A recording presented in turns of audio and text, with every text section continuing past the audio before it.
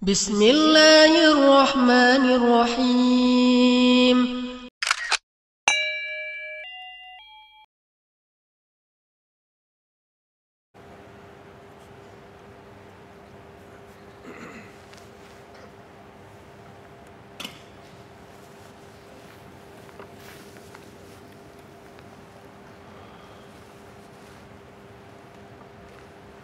بسم الله الرحمن الرحيم.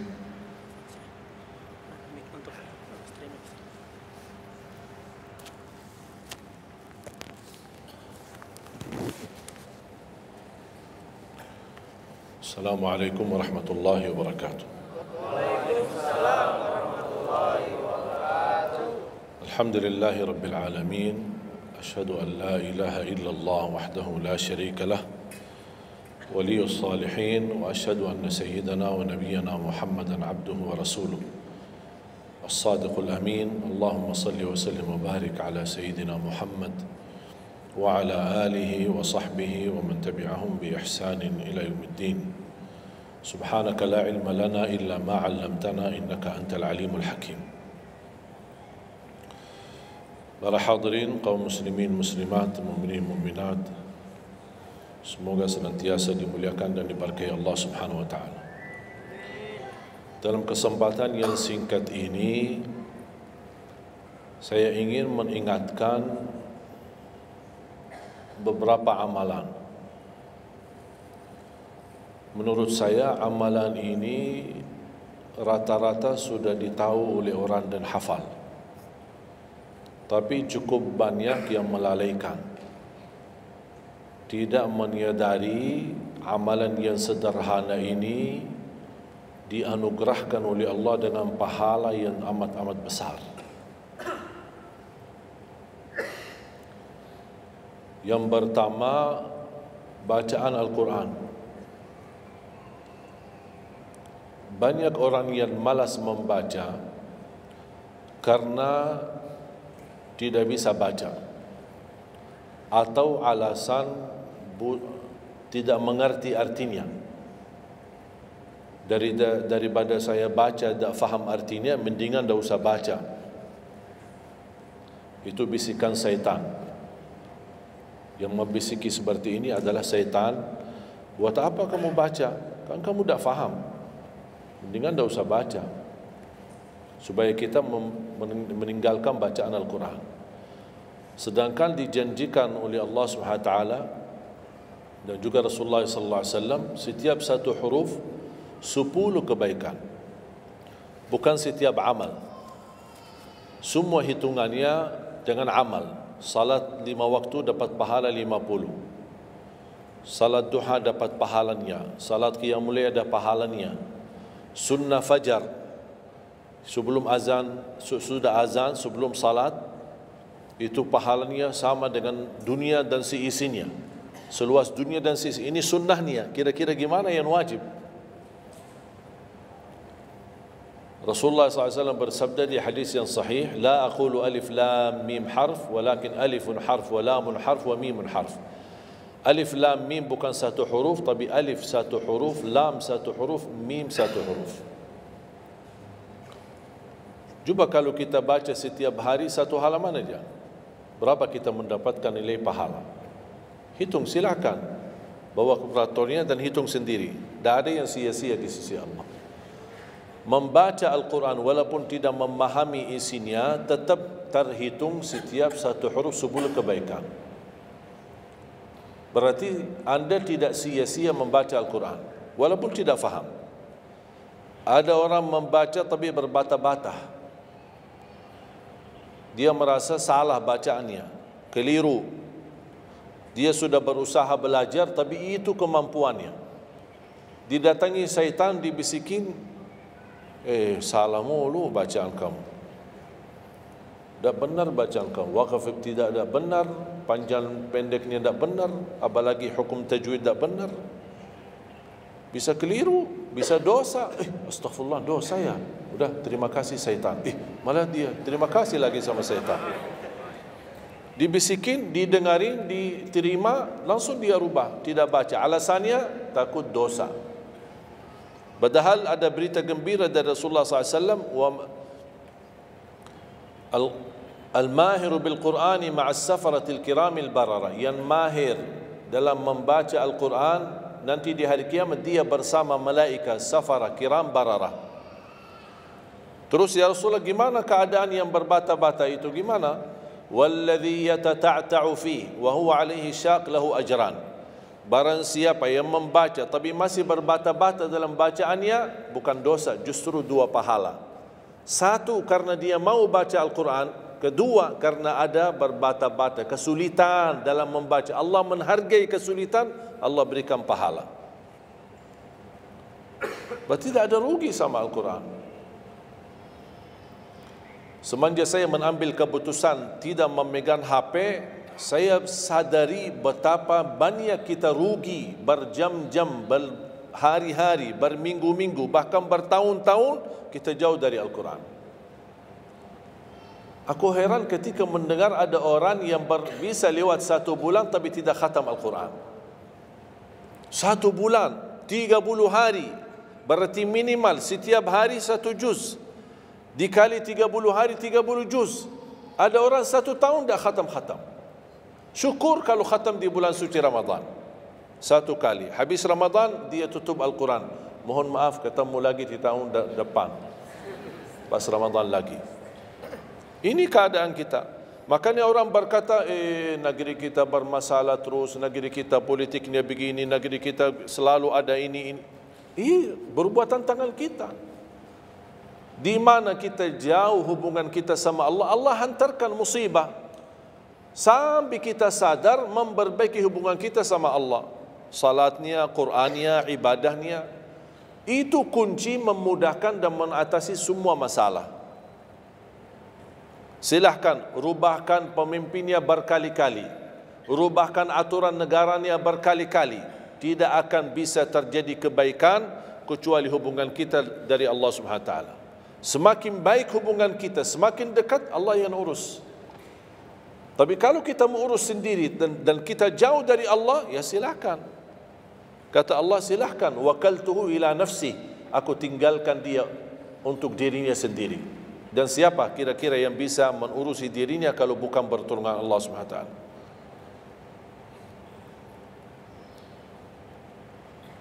Jangankan bisa khatam Al-Quran dalam 30 hari,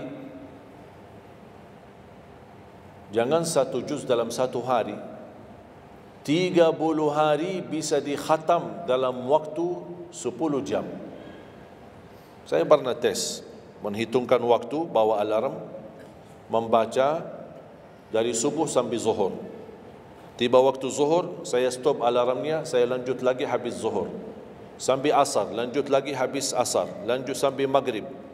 Berapa saya habis khatam 30 juz? Bagi orang yang lancar bacaannya, tidak berbata-bata, bacaannya lancar, hurufnya jelas, tajwidnya bagus, tidak terlalu cepat, standar, sebagaimana bacaan tadi salat Isya, itu namanya standar, hadar, tapi disempurnakan tajwid, tidak boleh cepat dan tidak boleh terlalu lambat. 10 jam mampu khatam 30 juz.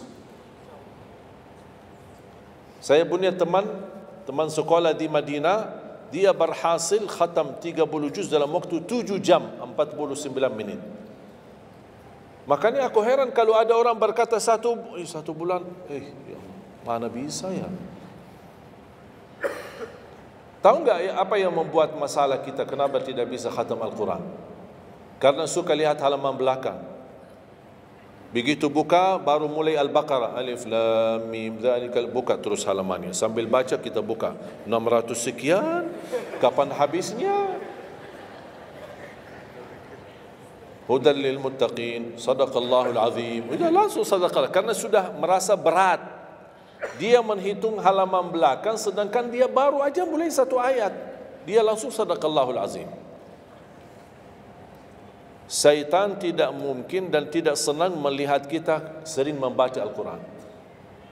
Kalau orang dulu susah baca Al-Quran wajar, karena susah menemukan Quran. Zaman sahabat cari kulit unta untuk tuliskan ayat yang Allah turunkan. Ada potongan ayat di Sayyidina Utsman, ada potongan ayat di Sayyidina Abu Bakar, ada potongan ayat di sana sini. Cuba kumpulkan, susah. Makanya semuanya larinya kepada sahabat yang begitu datangnya wahyu, mereka langsung mendengar dari Rasul, langsung bisa hafal.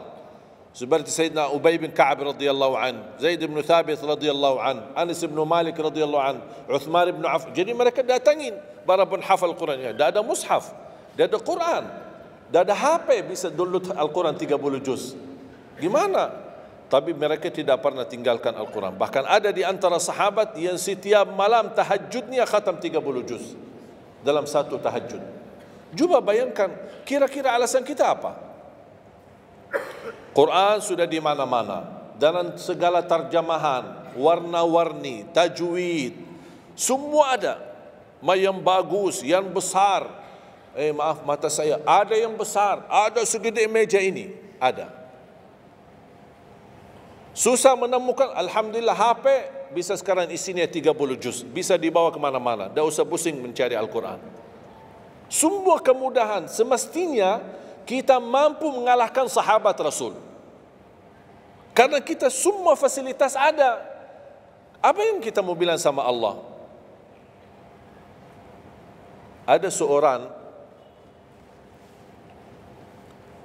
mungkin Bapak Ibu pernah nonton di acara Hafiz Indonesia,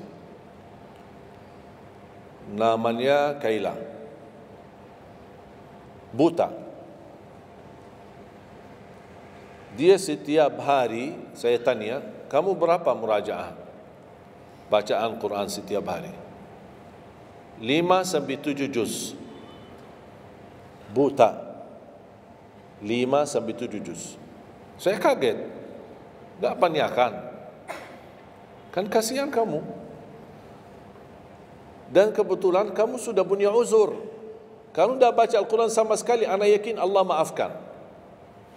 Buta, dah bisa. Tahu enggak jawabannya apa? Saya malu sama Allah menjadikan buta saya alasan tidak baca Quran. Ini anak usia 7 tahun. Malu sama Allah menjadikan buta, padahal ini ujian. Butanya dari Allah, bukan dari dirinya. Tapi dia malu menjadikan buta itu alasan tidak baca Quran. Pertanyaan saya, alasan antum apa? Apa alasan? Sibuk. Belum ada waktu. Ya, saya maklum, belum ada waktu. Memang dunia ini bikin stres. Makanya tidak ada waktu. Saya nasihatkan mulai hari ini, jangan kasih Al-Quran sisa waktumu. Dalam istilah, kalau ada sisa waktu, insya Allah saya baca Quran. Kalau itu niatnya, dah bakalan. Tapi tolong utamakan Al-Quran dalam sehari-harimu. Minimal mulai harimu baca Quran, tutupi harimu baca Quran. Jangan tunggu sisa waktu. Wallahi Al-Quran keberkahannya luar biasa. Kesumbuhan, petunjuk, keberkahannya menjaminkan ke surga, selamat siksa neraka, selamat dari siksa kubur. Banyak anugerah. Sayang. Kadang-kadang kalau kita mendengar ada seorang da'i atau seorang ustaz, materi-materi bukunya bagus, isinya bagus, kita kejar. Di mana buku itu jual? Kita cari informasi, di mana buku itu jual? Ini tulisan manusia. Kita kagumi, kita banggakan, kita suka dan kita ikuti, bahkan kita kejar di mana-mana. Al-Quran kalamullah. Masa kalam manusia lebih mulia di hati kita daripada kalamullah? Silahkan boleh kagumi apa penyampaian ustaz, da'i, tapi jangan melebihi apa kata Allah. Jangan kita terharu ketika mendengar seorang berceramah, tapi berkali-kali kita simak ayat suci Al-Quran tidak pernah meneteskan air mata, seperti mendengar surat kabar atau koran. Masalah. Ternyata ucapan manusia lebih menyentuh hati Padahal kata Allah, kalau Al-Quran diturunkan di atas gunung bisa hancur jadi tanah basir. Kembali lagi, jangan lewat satu hari belum baca Quran. Tidak bisa baca, masih bisa simak, dengar, setelkan murattal dari HP-mu. Manfaatkan kondisi macet di Jakarta. Manfaatkan, lagi naik motor, taruh apa ruginya? Ruginya apa? Simpan handsfree di telinga, ya sambil bawa motor. Dengarin ayat suci Al-Quran. Nikmat, berkah, dalam lindungan Allah, disertai malaikat. Apa ruginya? 1 jam di dalam perjalanan, tidak ada rugi.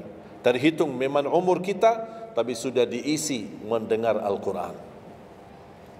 Juga banyak waktu. Nikmat. Kalau saya merasa kesibukan mengganggu sampai tidak ada luang waktu cukup untuk saya bisa baca tilawah di rumah, saya menikmati di jalan. Apalagi kalau mau pergi ke acara, apalagi kalau keluar kota, berjalan lumayan jauh, nikmat. Ya Allah, mudah-mudahan macet terus. Nikmat. Macet ini menjadi nikmat. Dah fikir macetnya karena lagi melihat Al-Quran. Beda sama orang, hanya sepanjang berjalan cat HP, HP. Merasa bosan. Sudah semua cat sudah dilewati, semua SMS sudah dibalas, semua pesan-pesan sudah dibaca. Akhirnya bosan. Macet mulu ini Jakarta. Nanti temannya di sebelah, kalau bukan macet, bukan Jakarta loh. Itu habis waktu, sia-sia. Padahal Al-Quran ini kita baca tidak mesti dalam keadaan wudu. Apalagi kita dalam perjalanan, kita naik motor atau naik mobil, kita bisa dengan handphone kita, HP kita. Ada orang terus, gimana saya membawa Al-Quran terus saya tidak berwudu? Kan kamu menyentuh HP, bukan menyentuh Al-Quran. Bersentuhan dengan HP. Jadi saya harap, sekali lagi mohon dengan sangat, kalau boleh terima permohonan saya, tolong tinggikan perhatianmu kepada Al-Quran. Ingin berkah rezeki, berkah umur, sihat wal afiat, bahagia selamat dunia akhirat, tolong perhatikan Al-Quran. Semakin banyak perhatian kamu kepada Al-Quran, semakin banyak perhatian Allah kepadamu. Terserah kamu milih. Mau dapat perhatian dari Allah cuma 1 jam, ya udah 1 jam aja baca Quran. Mau perhatian dari Allah selalu, sudah selalu bersama Al-Quran. Karena ini Al-Quran kalamullah, bukan makhluk, bukan diciptakan, diturunkan. Kalamullah, ucapan Allah Subhanahu wa taala. Masa kita tidak tertarik? Cukup karena ini kalamullah, itu sudah cukup membuat kita tertarik. Masa kalam manusia lebih kita tertarik daripada kalamullah? Belum apalagi dijanjikan setiap satu huruf 10 kebaikan.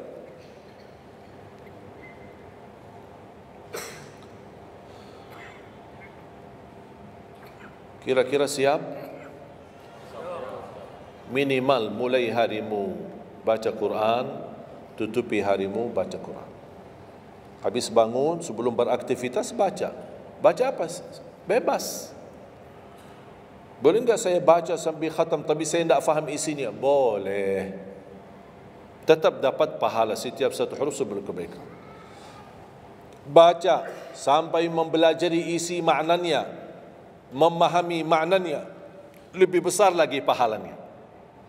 Membaca, memahami, menhayati lagi, lebih besar lagi pahalanya. Membaca, memahami, menhayati, menamalkan, lebih besar lagi. Kalau tidak bisa meraih semua pahala itu, ya paling minimal pahala bacaan. Kalau saya tidak dapat meraih pahala menhayati, pahala memahami, pahala menamalkan, apalagi saya orang awam tidak begitu mengerti apa yang semestinya saya amalkan, la yukallifullahu nafsan illa wus'aha. Amalkan sesuai kemampuan. Ada pelajaran ayat yang dibacakan tadi, kita bisa ambil maknanya, kita mengambil kesimpulannya. Jangan kita menjadi seperti golongan yang datang hari kiamat malah minta tolong diselamatkan oleh Allah dari neraka. Kalau di hari kiamat tidak bisa saling menolong, tidak bisa. Sekarang kita masih bisa saling membantu dan saling menolong. Dan di antaranya menolong diri sendiri. Jangan menunggu di hari kiamat. Jangan kita bisa menolong, tolong menolong. Di hari kiamat orang tua tidak bisa menolong anaknya. Anaknya pun larikan diri daripada orang tua. Tak ada yang mau kenal. Cuba baca akhir surat Abasa. Yauma yafirrul mar'u min akhihi. Di hari itu kakak adik melarikan dirinya dari saudaranya. Wa ummihi wa abi, melarikan diri pada bapaknya dan ibunya. Biasanya kalau kita ketemu orang tua kita senang bertemu, mohon doanya, apalagi yang orang-orang yang tinggi berbakti baik sama orang tuanya. Kalau di hari kiamat mau sendiri-sendiri. Jangan kita yang melarikan diri sendiri. Para nabi dan rasul semuanya doanya salim salim, ya Allah selamatkan, ya Allah selamatkan. Ini nabi, kira-kira kita gimana? Yauma yafirrul mar'u min akhihi wa ummihi wa abihi wa sahibatihi wa bani. Sampai dari istrinya pun dia melarikan diri. Mohon maaf sendiri-sendiri, saya tidak bisa tolong kamu. Jangankan kita sama istri kita atau sama anak-anak kita. Rasulullah sallallahu alaihi wasallam pernah berkata sama Siti Fatimah, anaknya Nabi Muhammad, ittaqillah fa inni wallahi la ughni anki min Allahi syai'a. Hei anakku Fatimah, bertakwalah kepada Allah, karena aku tidak bisa membantu kamu nanti di kemudian hari. Sendiri-sendiri, salim salim, selamatkan ya Allah. Ini kesempatan. Sebelum kita menjadi na'udzubillah salah alamat daripada ke surga menjadi ke neraka, kita sekarang perbaiki kemana arahan kita, kemana jalan kita. Kita yang milih, tidak ada yang memaksa. Taat, Allah hanya menyuruh kita taat, tapi Allah tidak pernah maksa. Kira-kira kalau tidak salat dapat pukulan? Dapat pukulan? Ada yang memukul kita? Ada yang melemparkan kita dalam batu sambil bata kepala kita? Ada? Tidak ada. Taat, Allah menyuruh taat, tapi Allah tidak pernah maksa. Sama juga syaitan, menyuruh kita dosa maksiat, tapi syaitan tidak pernah maksa kita. Sebagaimana ayat tadi dibacakan, ayat surah Ibrahim ayat 22, syaitan berkata, aku tidak punya kuasa di atas kalian, tapi aku hanya menyuruh kalian terlalu cepat taati. Kata syaitan, terlalu cepat respon, aku hanya menyuruh. Da'autukum fastajabtum li. Makanya sekarang jangan melialahkan, saya tidak bisa bantu kalian dan kalian pun tidak bisa bantu aku. Kita dua-duanya dijerumuskan dalam neraka, na'udzubillah min dzalik. Oleh karena itu jemaah sekalian, kesempatan, mumpun masih kita umur, masih punya kesehatan, manfaatkan. Karena akan datang satu saat, sekarang bukan masalah umur, masalah sehat. Tiba-tiba bisa sakit, virus di mana-mana. Kemarin saya punya saudara saya baik-baik aja, tidur bangun sakit, sampai matanya, mukanya macam sakit. Tiba-tiba tak bisa berbicara baik-baik, tak bisa baca Al-Quran dengan baik, tak bisa salat dengan baik. Ini kan mengganggu. Makanya Rasul mengingatkan, ketika anda sehat dan masih punya umur, jangan sia-siakan, karena akan datang satu saat anda tidak sehat dan tidak bisa maksimal ibadah. Selama anda masih bisa dan mampu maksimal ibadah, manfaatkan, jangan dirugikan. Akan datang satu saat anda tidak bisa. Saat anda berdiri, manfaatkan salatmu saat berdiri. Besok akan datang satu saat anda tidak bisa berdiri. Bahkan ada orang yang ingin sekali sujud, tapi dia bisa karena sakit lutut. Dia tidak bisa lipatkan kakinya, tidak bisa sujud. Betapa banyak orang yang merugi ketika dia sehat, dia tidak memanfaatkan dan menikmati ibadahnya. Yang kedua, doa azan. Setiap hari kita mendengar azan 5 kali. Sayang sekali banyak yang sibuk dengan handphonenya. Azan ini panggilan Allah.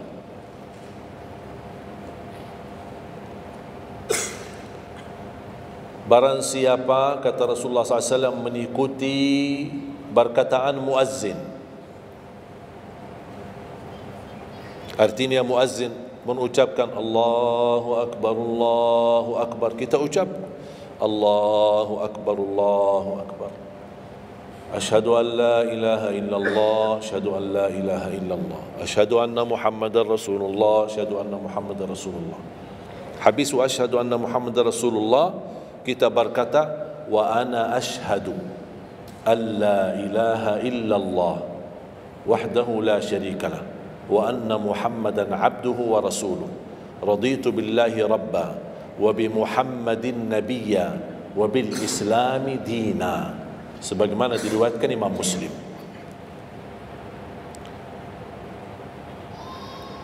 Hayya 'alas salah, kita jawab la haula wala quwwata illa billah. Apa hikmahnya di sini la haula wala quwwata illa billah? Ya Allah, kami tidak punya daya dan kekuatan untuk menghadiri panggilan-Mu kecuali dengan pertolongan-Mu ya Allah. Karena hayya 'alas salah butuh gerak. Bergerak, datang. Hayya 'alas salah, panggilan, hey, mari salat.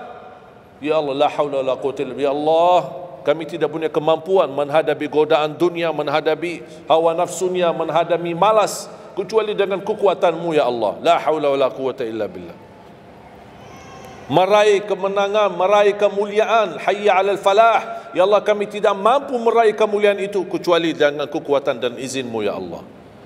Allahu Akbar, Allahu Akbar, kita ucapkan Allahu Akbar, Allahu Akbar. La ilaha illallah, kita ucapkan la ilaha illallah. Habis itu apa? Apa kata Rasulullah SAW di hadis yang diriwayatkan Imam Bukhari? Thumma salla alayya, selepas itu dia bersalawat kepada Nabi Muhammad. Allahumma salli ala Muhammadin wa ala ali Muhammad. Bagi Sayyiduna boleh, tidak bagi Sayyiduna boleh. Selepas itu doa, Allahumma rabba hadhihi ad-da'wati at-tammah was-salati al-qa'imah ati Muhammadan al-wasilata wal-fadilah wab'athhu maqaman mahmudan alladhi wa'adta. Ini ucapan yang saya sampaikan di Sahih Bukhari. Ada riwayat-riwayat yang lain, Allahumma rabba hadhihi ad-da'wati at-tammah was-salati al-qa'imah ati sayyidina Muhammadan al-wasilata wal-fadilata wad-darajata al-'aliyata ar-rafi'ata min al-jannah wab'athhu maqaman mahmudan alladhi wa'adta innaka la tukhliful mi'ad. Innaka la tukhliful mi'ad. Tambahannya diriwayat Imam An-Nasai dan semuanya sahih. Mau milih mana yang anda hafal, mana anda biasakan, silakan. Mau ambil hadis yang diriwayatkan Imam Bukhari boleh, mau ambil yang diriwayat Imam Nasai boleh. Asal jangan sampai begitu dengar azan tidak mengikuti muazzin dan sia-siakan doa itu. Padahal doa sederhana. Siapa yang tidak hafal? Setiap ditayangkan azan di TV selalu dibacakan Allahumma rabb hadhihi ad-da'wati at-tammah was salatil qa'imah.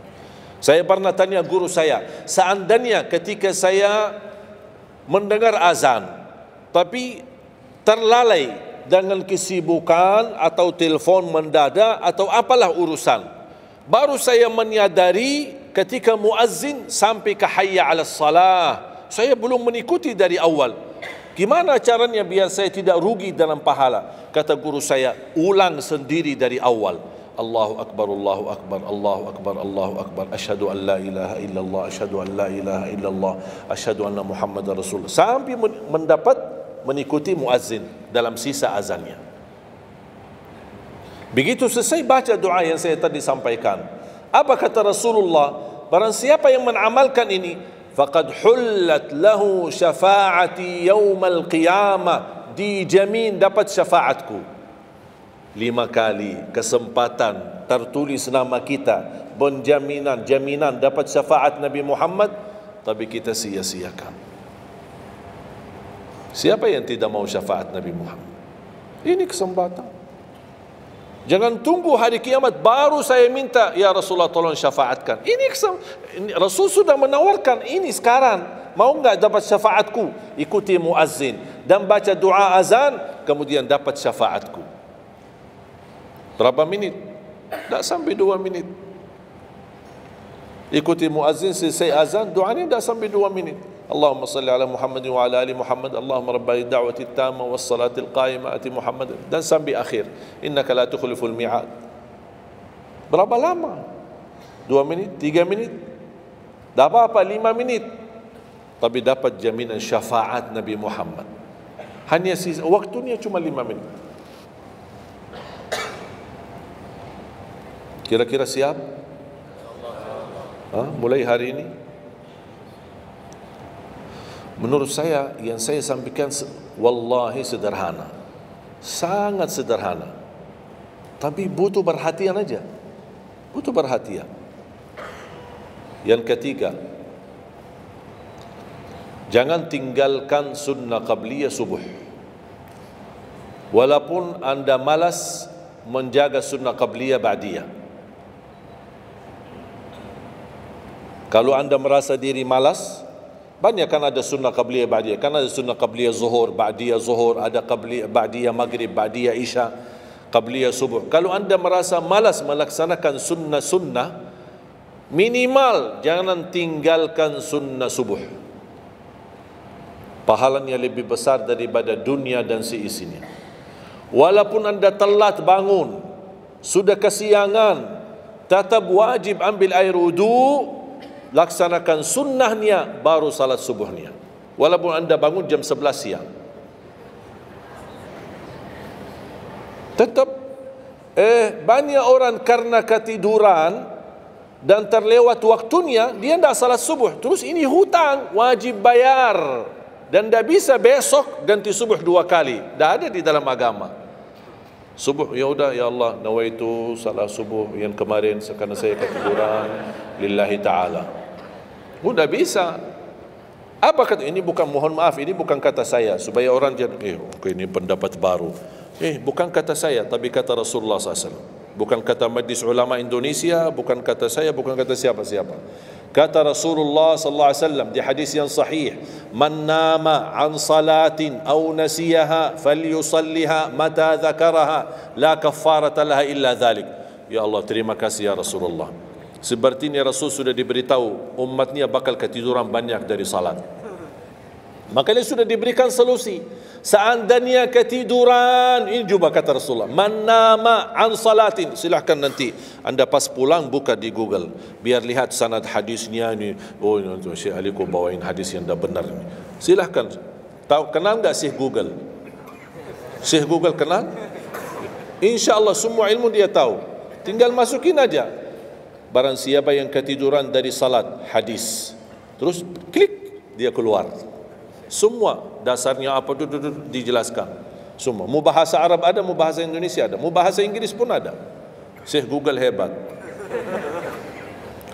Man nama an salatin aw nasiyaha falyusalliha mata dzakaraha la kaffarata lahu illa dzalik. Barang siapa yang ketiduran, coba ketiduran.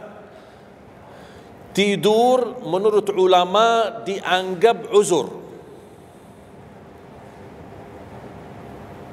Pernah istri saya ketika saya keluar kota, dia hubungi dan dia bangun kesiangan, kira-kira jam 8. Dia telepon dan nangis. Kenapa nangis? Sakit? Enggak, ketiduran tadi subuh. Ya udah, ambil air wudu, salat subuh. Rasulullah aja pernah ketiduran dari salat subuh. Yang tidak boleh, jangan terlalu sering. Kalau sekali-kali karena sakit, terlalu lelah, capek, Allah maklumlah kita manusia lemah. Tapi jangan setiap hari ketiduran. Ya Allah, maaf ketiduran ya. Kira-kira di jam kantor, kalau setiap hari kita telat alasannya, ya maaf bos ketiduran. Besok lagi alasan yang sama, maaf ketiduran. Besok lagi alasan yang sama. Kira-kira gimana? Dipecat enggak? Dipecat. Malu kita sama manusia aja tak berani kita dengan alasan yang sama, kita selalu itu aja. Masa sama Allah kita berani?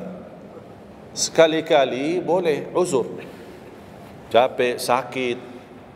Sekali lagi, sekali-kali, tapi jangan terlalu sering.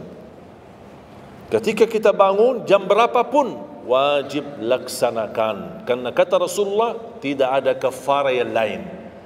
Tidak ada kata ganti dengan uang, atau ganti dengan sedekah, atau ganti dengan, tidak bisa. Tunaikan. Falyusalliha, kata Rasulullah, falyusalliha, segerakan salat itu jam berapapun, walaupun kesiangan.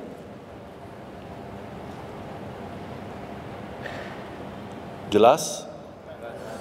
Seringnya ketiduran ya? Saya juga berapa kali ketiduran. Bukan berarti saya tidak pernah ketiduran, berapa kali. Bisa ada orang habis tahajud, terlalu lelah, capek, dia mau hanya istirahat saja di atas sajadahnya. Pas bangun sudah jam 7.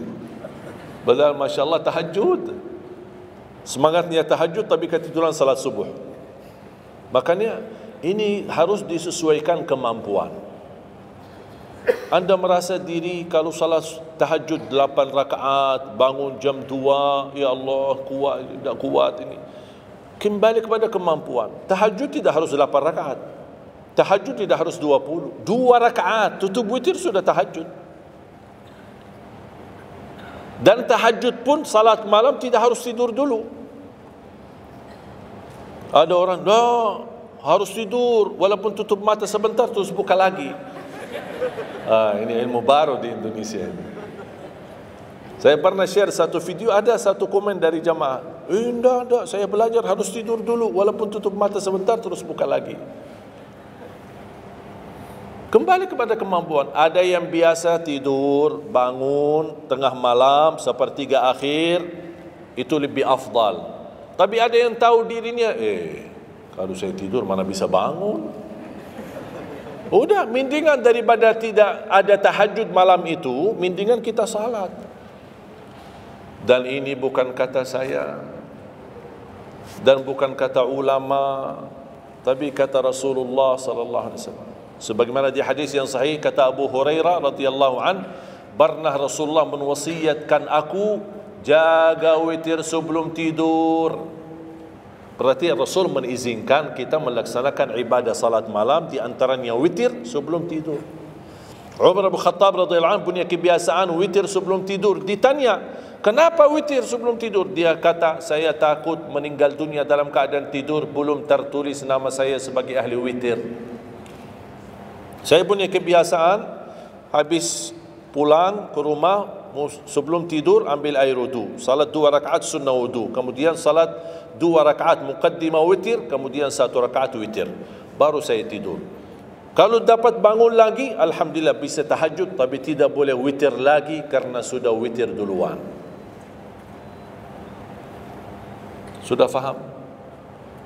Sederhana enggak Islam ini? Sederhana. Banyak orang yang berkeinginan tahajud, berkeinginan salat witir, tapi katanya harus tidur. Saya orang yang berat tidur. Kalau saya tidur mana bangun lagi? Udah, kesempatan bisa Anda laksanakan sebelum tidur. Ada orang yang memang tidurnya aja akhir, jam 12, jam 1 baru dia bisa tidur. Ya mendingan daripada tidak salat malam sama sekali, mendingan salat dulu baru tidur. Dapat bangun, alhamdulillah. Tidak dapat bangun, sudah tertulis namamu, sudah salat, sudah ahli witir. Innallaha witir, yuhibbul witir, fa'autiru. Allah maha witir, Allah maha witir, Allah cinta witir, jagalah witir. Dan ini termasuk 2 sunnah yang Rasul tidak pernah tinggalkan, sunnah subuh sama sunnah witir. Sakit, sehat, mukim, di dalam kota, musafir, keluar kota, perang, aman, damai, tetap tidak pernah tinggalkan 2 sunnah itu. Sunnah subuh sama sunnah witir. Itu kebiasaan Rasulullah SAW. Kalau Anda merasa pun sakit, tidak bisa berdiri, tidak bisa qiyam, bisa Anda laksanakan witir dalam kondisi duduk. Yang terakhir, ayat Al-Kursi.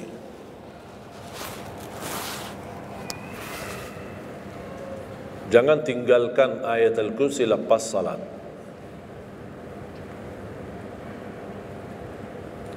Jangan tinggalkan ayat kursi lepas salat. Salat wajib. Sama ketika mau tidur. Cuma satu ayat. Tapi tahu enggak pahalanya apa? Kan habis salat kan ada zikir-zikir kan? Istighfar, tasbih dan yang lain-lain. Di antaranya baca ayat kursi. Tahu enggak pahalanya apa? Ada yang pernah baca? Pahalanya apa? Barang siapa yang membaca ayat al-kursi setiap habis salat fardu, laisa bainahu wa bainal jannati illa an yamut.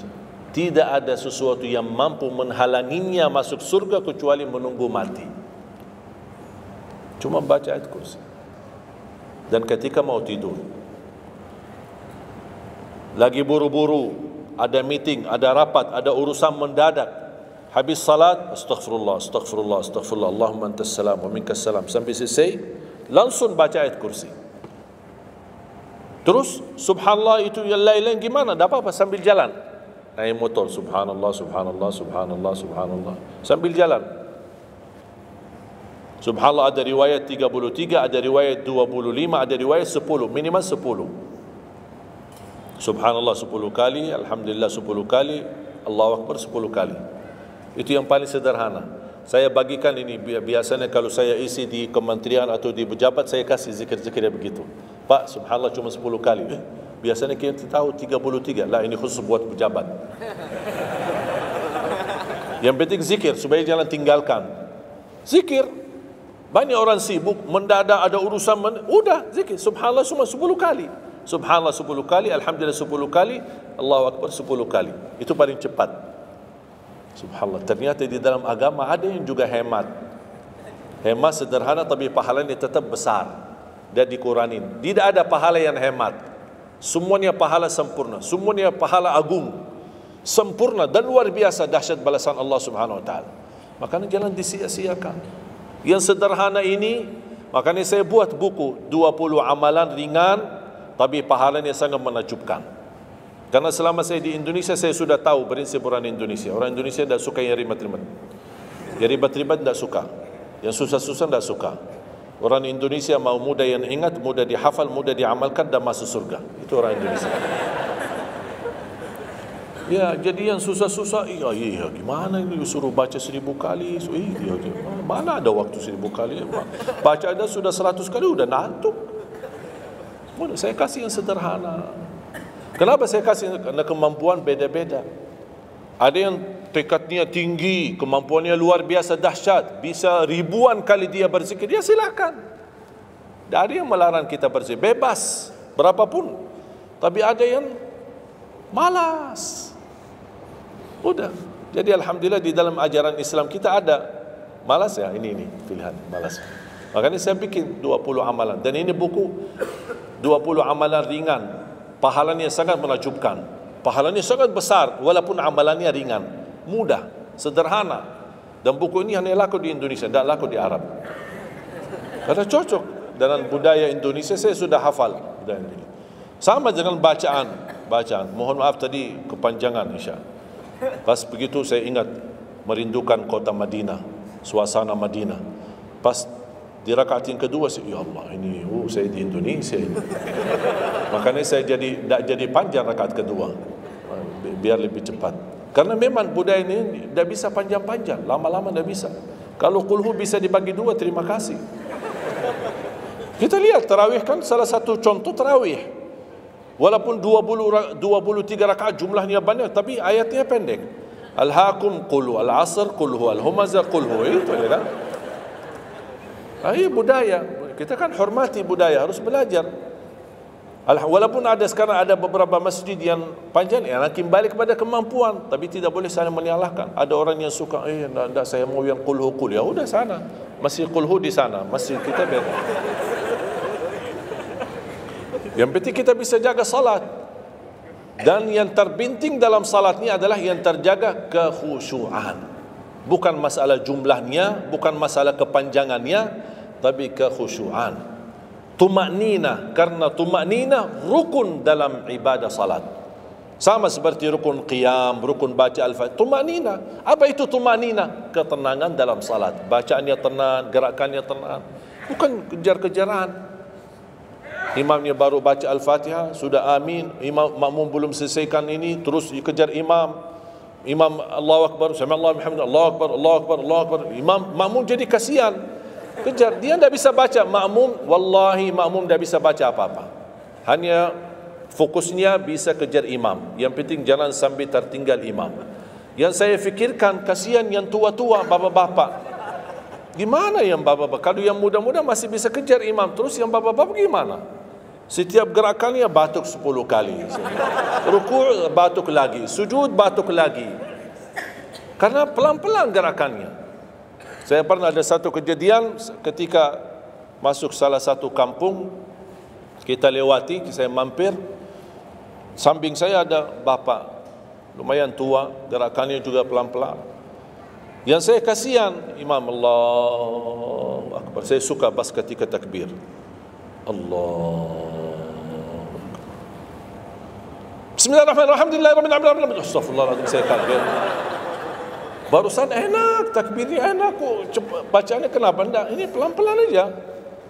Santai aja, santai. Walaupun baca satu ayat dua, bukan masalah berapa banyak bacaannya. Yang penting kekhusyuan, tumakninah, karena rukun tumakninah. Allahu Akbar, sami'allahu bihamdihi. Saya lihat bapak ini yang sebelah saya. Saya masih bisa kejar imam. Bapak ini tidak kejar-kejar. Imam sudah rukuk, bapak belum rukuk. Begitu imam sami'allahu bihamdihi, bapak tidak jadi rukuk, dia ikut sami'allahu bihamdihi. Astaghfirullahalazim. Bas sujud, kita sudah sujud 2 kali, bapak kan pelan-pelan sambil batuk. Terus dia turun sujud. Pas dalam kondisi sujud, kita sudah berdiri, bapak kan baru dia turun, dia berdiri lagi. Astagfirullahaladzim. Pas di rakaat yang kedua, saya megang tangannya, Pak, kita pulang aja deh. Biar bapak salat di rumah. Kasihan bapak tidak bisa salat, tidak bisa rukun, tidak bisa sujud, tidak bisa apa-apa. Makanya tumakninah bukan wajib, bukan sunnah, tapi rukun dalam salat, dan tidak sah walaupun salat sunnah. Tidak sah salatnya seorang kalau dia tidak membawa tumakninah. Tidak sah. Disyiarkan, disharekan, diviralkan, dia bilang ada 23 rakaat 7 minit. Menurut saya tidak usah panjang lebar dibahas.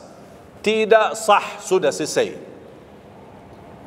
Karena meninggalkan, sama dengan orang salat tapi tidak baca Al-Fatihah. Kira-kira sah tidak? Tidak sah. Gimana kira-kira bacaan Al-Fatihah? Oleh kerana itu jemaah sekalian, mari kita sama-sama. Apalagi tidak lama lagi kita menyambut bulan suci Ramadan.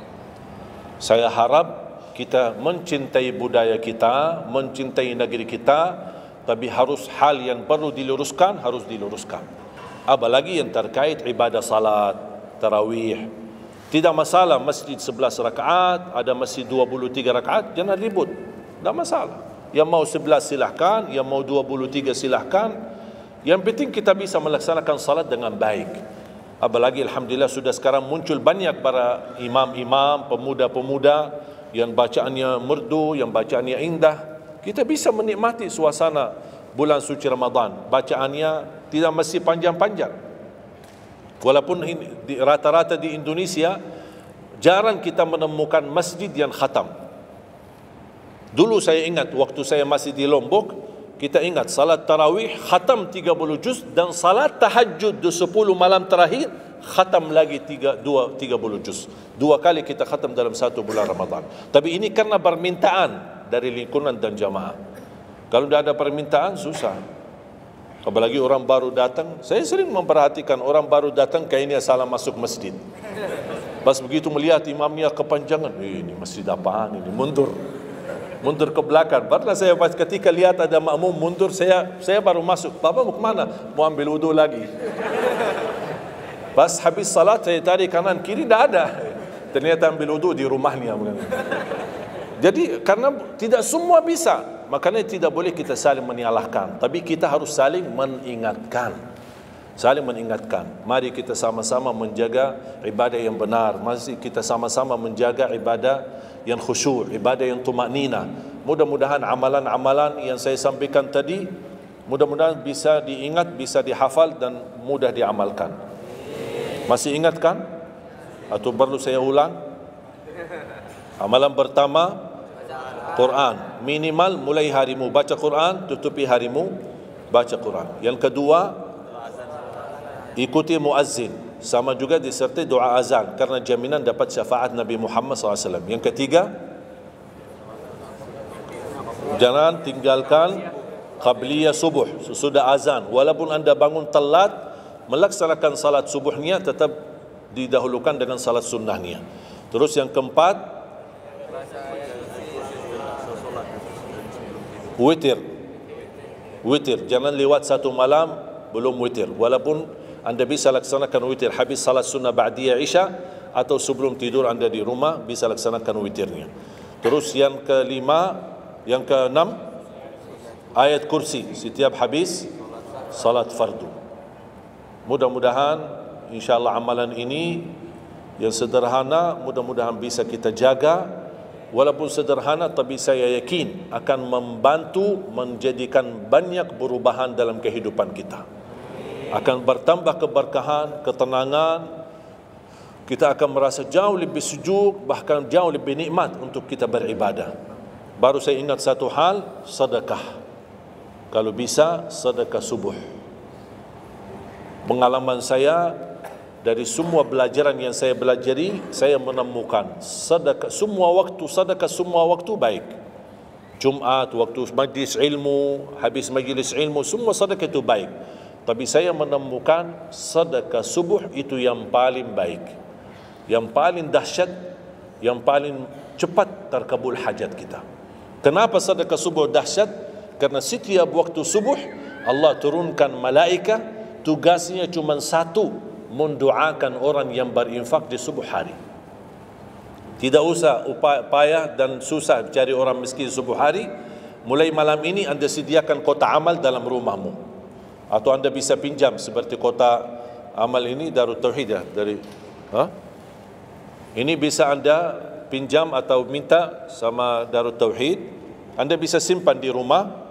Setiap habis subuh sebelum beraktivitas isi sedekah.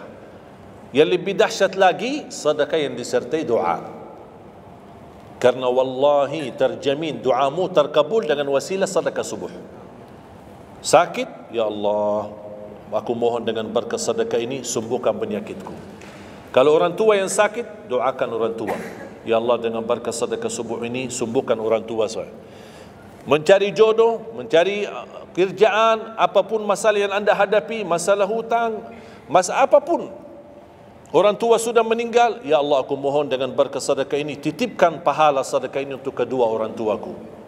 Apa saja, mau hafal Al-Quran, tapi kalau boleh saya usulkan, satu kali sedekah fokus satu hajat.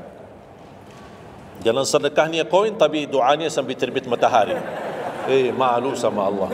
Kelamaan doa ni, sambil malaikat tulis doa ni, kelamaan. Banyak sekali doa. Satu kali doa, satu kali hajat, satu kali sedekah. Sesuaikan. Bukan Allah tidak bisa, Allah maha bisa menolong kita. Tapi kita malu, masa kita sedekah begitu saja, tapi kita minta panjang lebar. Ya, tolong disesuaikan. Tapi rutin, wallahi dahsyat. Antum insyaAllah akan merasakan sedekah subuh, subhanallah. Setiap jamaah yang saya sampaikan, termasuk ada keluarga yang sudah lama menikah, tidak punya keturunan, saya memberikan amalan ini. Suami istri masing-masing mengamalkan, isi sedekahnya, ya Allah aku mohon dengan berkat sedekah ini karunialah kepada kami keturunan. 17 tahun mereka tidak punya keturunan. Alhamdulillah 6 bulan kemudian saya dapat berita gembira dari mereka, kabar baik, alhamdulillah istrinya positif hamil. Sedekah subuh luar biasa dahsyatnya. Sedikit tapi rutin sampai insyaAllah kita dipanggil oleh Allah, mudah-mudahan dalam keadaan husnul khatimah.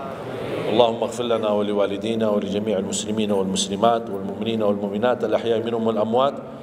Allahumma ya Allah, jadikan pertemuan ini membawa barakah bagi kami, jadikan sisa umur kami lebih baik daripada yang sudah lalu, jadikan segala perjuangan kami, sedekah kami, infak kami, amalan salih kami menjadi pahala besar di sisi-Mu ya Allah, menjadikan membawa syafaat bagi kami di hadapan-Mu hari kiamat.